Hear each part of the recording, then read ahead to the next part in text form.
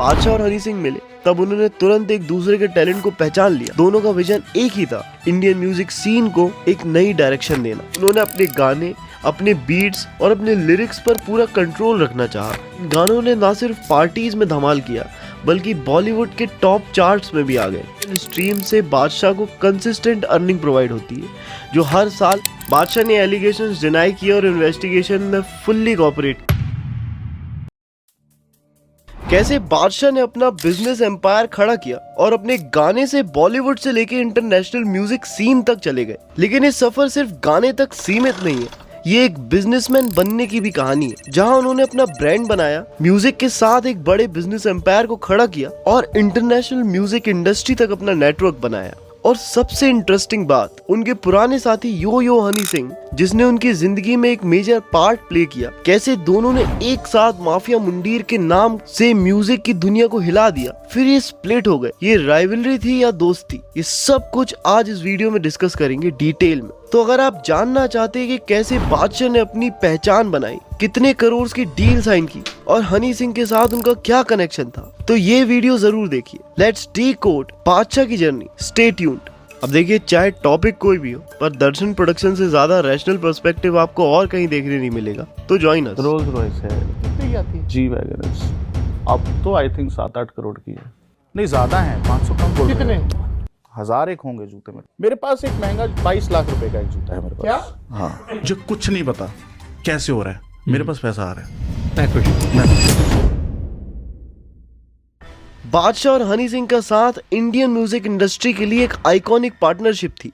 जब दोनों का पहली बार सामना हुआ तो वो एक नई शुरुआत थी। बादशाह, जिनका असली नाम आदित्य प्रतीक सिंह सिसोदिया है, एक रेगुलर लड़का था जो दिल्ली में अपनी स्टडीज के साथ साथ म्यूजिक के लिए पैशन रखता था। हनी सिंह, जो ऑलरेडी अपने गाने और बीट्स के चलते म्यूजिक सीन में राइजिंग स्टार बन चुके थे, उस वक्त अपने पंजाबी रैप से तेजी से लोगों के बीच में फेमस हो रहे थे। दोनों की मुलाकात एक कॉमन फ्रेंड के जरिए हुई और वहीं से इनके बीच में कोलैबोरेशन शुरू हुआ। पर इसको समझने के लिए बादशाह के बैकग्राउंड को समझना बहुत जरूरी है, क्योंकि ये भी काफी डिस्कस्ड पार्ट है। ये एक एवरेज मिडिल क्लास फैमिली से बिलोंग करते थे। बादशाह ने दिल्ली के सेंट जेवियर स्कूल से पढ़ाई और चंडीगढ़ से सिविल इंजीनियरिंग परस्यू की, लेकिन उनके हिसाब से उनके मन में म्यूजिक को लेके जुनून बचपन से ही था। एक इंटरेस्टिंग बात ये भी है कि बादशाह पहले आईएएस ऑफिसर बनना चाहते थे, लेकिन जब उन्होंने रैप लिखा और गाना शुरू किया तब उनके पैशन ने उनको एक नया रास्ता दिखाया। उनका कहना है कि मैं जब स्कूल में था तो हिंदी और पंजाबी म्यूजिक सुन के इंस्पायर होता था।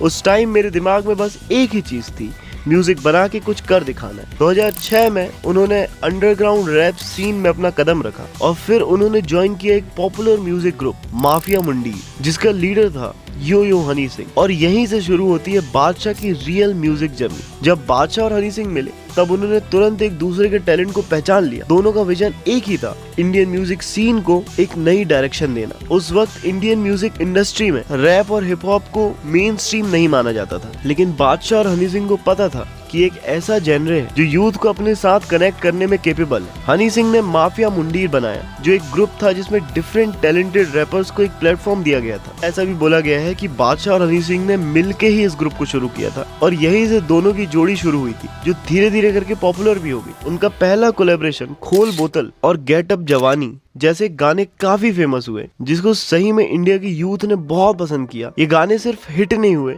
बल्कि एक पूरी नई जनरेशन का एंथम बन गए थे। माफिया मुंडीर ने पार्टी सॉन्ग्स का एक नया दौर शुरू किया, जिसमें पंजाबी बीट्स, रैप और कैची लिरिक्स का जबरदस्त कॉम्बिनेशन था।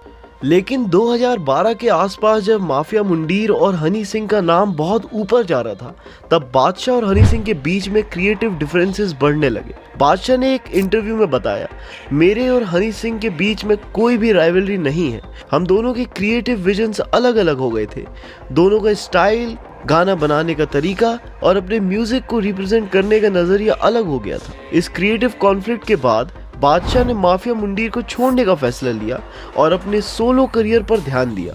ये डिसीजन रिस्की था क्योंकि हनी सिंह उस वक्त अपने करियर की पीक पर थे और माफिया मुंडीर एक सक्सेसफुल ग्रुप बन चुका था, लेकिन बादशाह का फोकस अपने इंडिपेंडेंट म्यूजिक पर था। उन्होंने अपने गाने, अपने बीट्स और अपने लिरिक्स पर पूरा कंट्रोल रखना चाहा, जिससे वो अपनी असली आवाज दुनिया तक पहुंचा पाए और उनको ऐसा ही करने का मौका मिला। कोई भी राइवलरी नहीं होने वाली बात बादशाह ने कई बार क्लैरिफाई की है। दोनों के अलग होने के बाद भी उनके बीच में कोई पर्सनल इश्यूज नहीं थे। ये सिर्फ एक प्रोफेशनल स्प्लिट था और दोनों ने अपना अलग अलग रास्ता चुना था। लेकिन ये होना बादशाह के लिए एक ब्लेसिंग साबित हुई। बादशाह ने अपने सोलो करियर की शुरुआत 2012 में कर गई चुल और अभी तो पार्टी शुरू हुई है जैसे गाने से की। इन गानों ने ना सिर्फ पार्टीज में धमाल किया बल्कि बॉलीवुड के टॉप चार्ट्स में भी आ गए। इन गानों के साथ बादशाह का नाम हर यूथ के बीच में पॉपुलर होने लगा और उनका म्यूजिक सिर्फ बॉलीवुड तक सीमित नहीं रहा बल्कि इंटरनेशनल लेवल तक पहुंच गया। बादशाह ने अपने इंटरव्यू में कहा कि माफिया मुंडी के साथ काम करना एक जबरदस्त एक्सपीरियंस था, लेकिन मुझे लगता है कि क्रिएटिव फ्रीडम बहुत इंपॉर्टेंट होता है और यही क्रिएटिव फ्रीडम था जो उनकी सोलो सक्सेस का राज बना। बादशाह ने धीरे धीरे करके अपनी जगह बॉलीवुड और म्यूजिक इंडस्ट्री में बनाई। उन्होंने बॉलीवुड को बैक टू बैक हिट्स दिए और अपने इंडिपेंडेंट म्यूजिक को प्रमोट किया। बादशाह का सबसे बड़ा ब्रेक थ्रू आया 2015 में जब उनका गाना डीजे वाले बाबू रिलीज हुआ। ये गाना इंस्टेंटली वायरल हो गया सोशल मीडिया में और हर तरफ यही गाना बज रहा था। डीजे वाले बाबू के रिलीज होने के 24 घंटों के अंदर ही 1 मिलियन हिट्स आ गए थे उसमें और आज अक्रॉस यूट्यूब उसमें 500 मिलियन से ज्यादा व्यूज है। बादशाह का ये गाना एक कमर्शियल हिट बन गया था और इसी गाने ने इनको ओवरनाइट स्टार बना दिया। ये गाना सिर्फ इंडिया में ही नहीं बल्कि वर्ल्ड वाइड हिट हुआ था। उनका नाम इंडियन म्यूजिक इंडस्ट्री के टॉप आर्टिस्ट में आने लगा था। बादशाह ने सिर्फ अपनी म्यूजिक इंस्टिंक्ट्स को ही नहीं बल्कि एंटरप्रेन्योरल इंस्टिंक्ट्स को भी एक्सप्लोर किया है।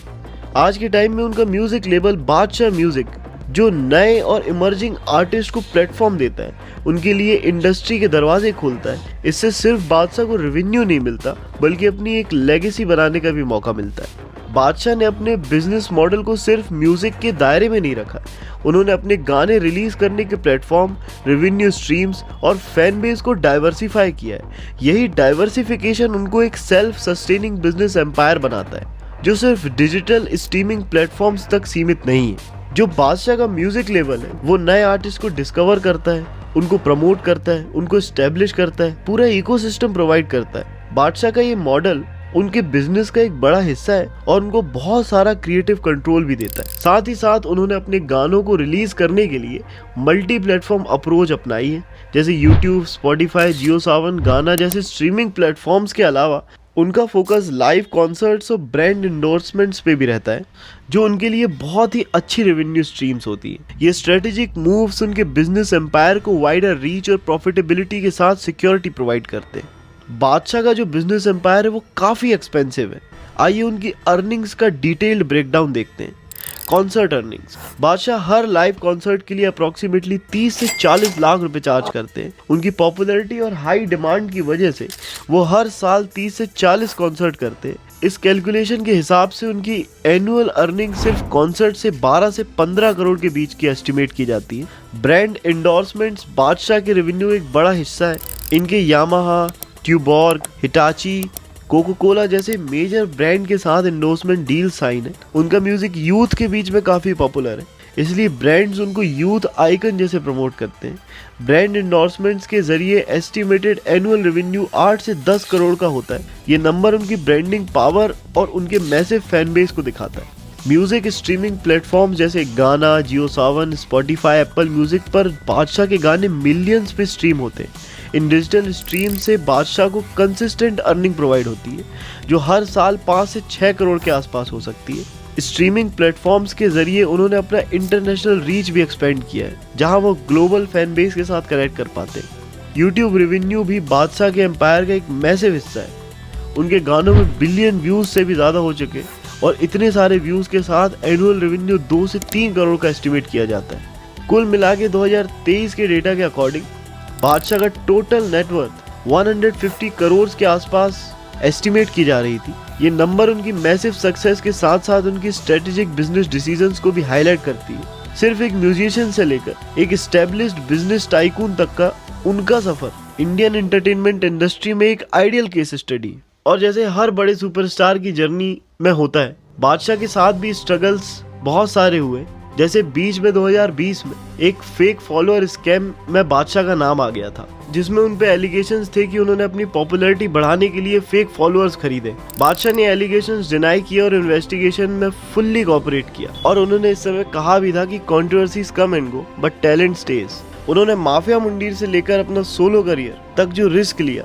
वो उनका सबसे बड़ा स्ट्रेंथ बन गया। आज उनका म्यूजिक, उनकी ब्रांडिंग इस बात का प्रूफ है कि लाइफ में इतनी एंजाइटी, इतने फेलियर्स, इतने सेटबैक्स के बाद भी कुछ ना कुछ अच्छा हो ही जाता है। मैं उम्मीद करता हूँ कि आपको ये वीडियो काफी पसंद आई होगी।